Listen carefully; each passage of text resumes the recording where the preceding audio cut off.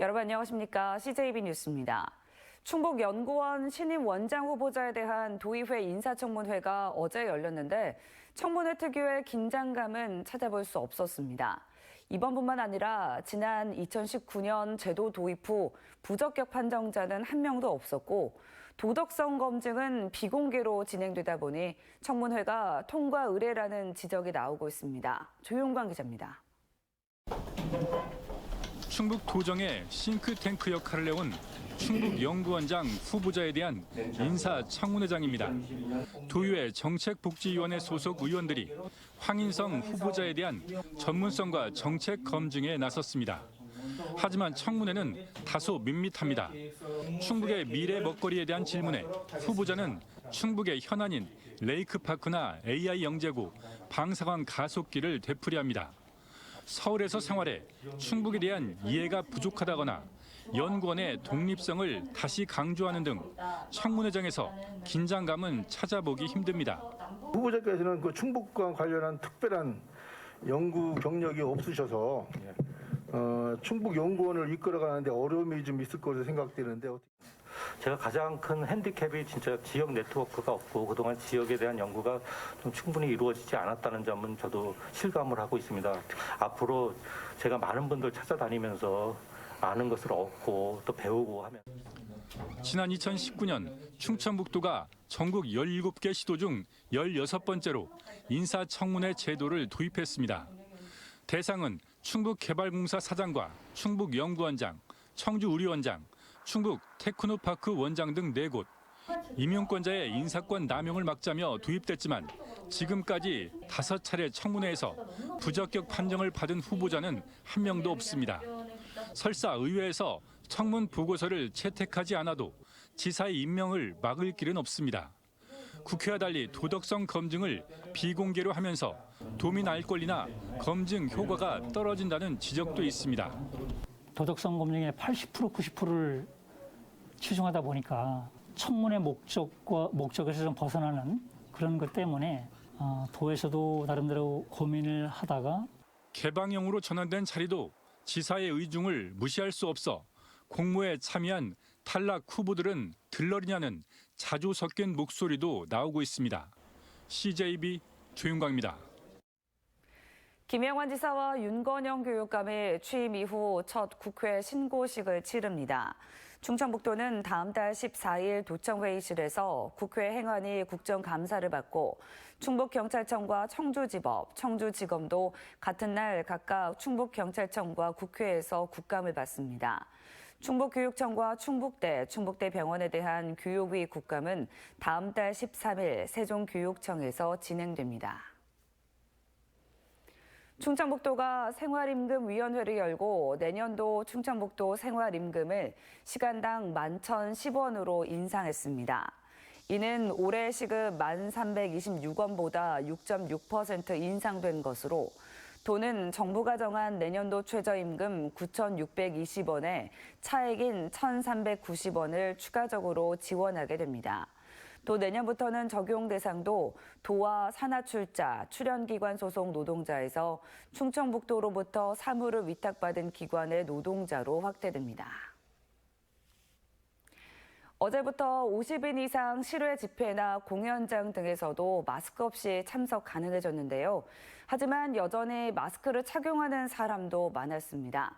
이 방역 기준이 느슨해져도 긴장을 계속 늦추지 않겠다는 것인데 마스크 착용이 자연스러워진 측면도 있습니다. 안정은 기자가 보도합니다. 청주시 미원면의 한 광장에 100명이 넘는 사람들이 모였습니다.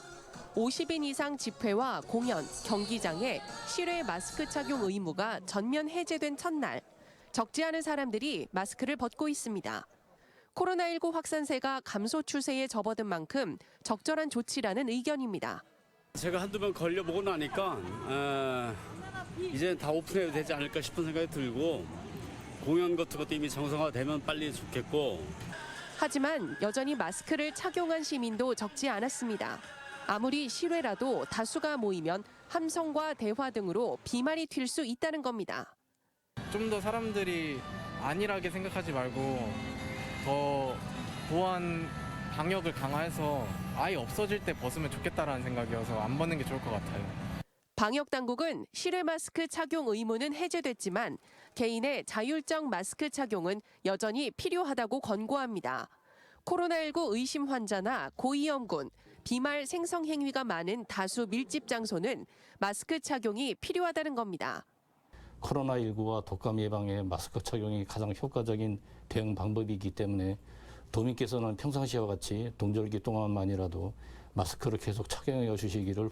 충청북도는 겨울철 코로나19 재유행에 대비하기 위해 감염 취약시설, 60세 이상 고령층 등 건강 취약계층을 대상으로 오늘부터 동절기 예방접종을 사전 예약받는다고 밝혔습니다. CJB 안정은입니다. 청주동물원 이전 사업이 8년째 진도를 못 나가고 있습니다. 시청 내부적으로는 사실상 중단한 것으로 보이는데 문제는 동물원 이전이 통합 당시 청주시와 청원군이 맺은 약속이었다는 점입니다. 주민 동의를 구할 수 있는 출구 전략이 필요하다는 얘기입니다. 홍우표 기자가 취재했습니다. 청주동물원 이전은 청주청원이 통합할 당시 지키기로 약속한 상생발전 방안에 포함돼 있습니다. 땅값을 빼고도 최대 1,400억 원에서 740억 원이 들 것으로 예상됐는데 국비 확보 등 재원 조달 방안은 전혀 마련돼 있지 않았습니다. 후보지는 용역을 통해 100% 시유지인 낭성면 관정리 일대로 낙점됐습니다. 하지만 여기까지였습니다. 지난 2019년 담당 부서에서 청주동물원 이전을 백지화해야 한다며 당시 한범덕 시장에게 조심스럽게 내부 건의를 올린 적이 있습니다. 비록 퇴짜를 맞았지만 사실상 동력을 잃었다고 볼 수 있습니다. 담당 부서조차 비현실적이라고 판단했다는 걸 의미하기 때문입니다. 자체 재원으로 조달을 해야 되는 상황인데 그러다 보니까 그 동물원 이전에 대해서는 지금 다각적으로 검토를 하고 있어요. 그 이전이 타당한 건지. 그러는 사이 동물복지 강화에 따른 새로운 동물원 시설 규정이 생기면서 이전 비용은 3배 이상 들게 됐습니다. 전국의 주요 동물원의 사례에서 보듯 운영 적자는 뻔한데 예상 못한 변수까지 더해진 것입니다. 과연 민선 8기에서는 어떤 결론을 낼까? 동물원 이전 계획을 백지화하려면 후보 지역에 다른 대안을 제시할 필요가 있습니다. 통합 당시 맺은 상생발전 방안을 일방적으로 백지화하는 건 큰 반발을 초래할 수 있기 때문입니다. 내부적으로 동물원 이전을 추진 불가능한 사업으로 판단한 청주시가 어떤 수습책을 찾을지 주목되고 있습니다. CJB 홍우표입니다. 코로나로 2년 동안 열리지 못했던 충북종단 대장정이 재개됐습니다. 950명의 참가자들은 엿새 동안 11개 시군을 돌며 2027 하계 유니버시아드 유치 등에 대한 도민들의 뜻을 모을 계획입니다. 이태현 기자입니다. 빨간 유니폼을 맞춰 입은 참가자들이 깃발 꽂힌 가방을 메고 도로를 따라 행진합니다. 충북 대장정에 참여한 주민들의 표정에는 뿌듯함과 비장함이 동시에 묻어납니다. 가끔 숨이 차기는 해도 중간중간 알지 못했던 우리 지역의 숨은 역사를 배워보기도 합니다. 노골리 공원도 와보긴 와봤는데 이렇게 자세하게 설명을 들은 적은 없고요. 둘레길 같은 것도 제가 못 가본 곳이어서 이번 기회에 좀 못 가본 곳도 가보고 해서 의미 있는. 코로나19로 중단됐던 충북종단 대장정이 2년 만에 재개됐습니다. 올해로 10회째. 예전처럼 숙식을 함께하며 충북 전역을 누빌 수는 없지만 950명의 시군별 참가자들은 릴레이 방식으로 다음 달 1일까지 11개 시군 246km를 걷게 됩니다. 참가자들은 종단 기간 동안 도민들에게 충북의 역점 사업들을 홍보하며 여론 결집에 나섭니다.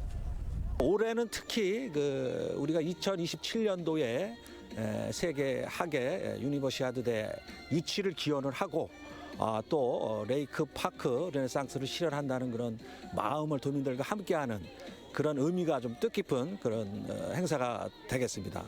충북 북부권과 남부권으로 나뉘어 영동과 단양을 시작으로 출발한 충북종단 대장정은 다음 달 1일 청주에서 막을 내리게 됩니다.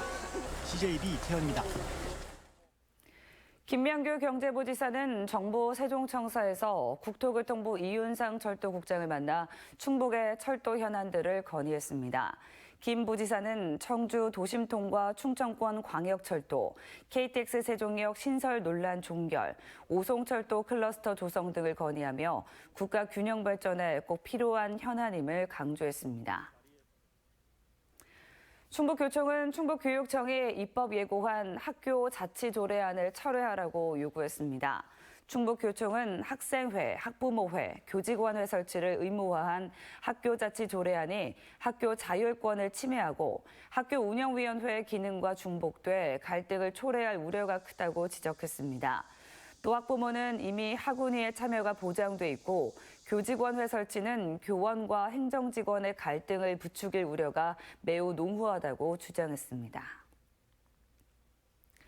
청주시 미원면 비상농민대책위는 어제 쌀한 문화센터 앞 광장에서 쌀 농가 경영 악화 해결을 위한 대책 마련을 촉구했습니다. 집회에 참석한 농민 100여 명은 정부의 늑장 대응과 매년 들어오는 40만 8천 톤의 수입쌀 때문에 쌀값이 폭락했다며 초과 생산 물량 시장 격리와 양국관리법 개정, 농가 생활 안정자금 지원 등을 요구했습니다. 오늘 30일 개막하는 청와생명축제를 앞두고 청주시가 이범석 시장 등이 참석한 가운데 시설물 안전과 관람객 동선 등을 확인하는 현장 점검을 벌였습니다. 이 시장은 실외 마스크 착용 의무가 해제된 만큼 더 많은 시민들이 축제장을 찾을 것이라며 안전에 최선을 다해달라고 당부했습니다. 청와생명축제는 오는 30일부터 다음 달 10일까지 11일간 오창은 미래지 농촌테마공원에서 열립니다. 충주시는 대기 오염물질 배출량을 줄이기 위해 매연 저감 장치를 부착한 노후 덤프트럭에 최대 729만 원을 지원하기로 했습니다. 지원 대상은 2005년 이전 제작된 덤프트럭으로 사용 본거지가 충주로 등록돼 있어야 합니다. 지원 금액은 배기량에 따라 524만 원에서 729만 원으로 다음 달 7일까지 신청할 수 있습니다. 이상으로 CJB 뉴스를 마칩니다. 고맙습니다.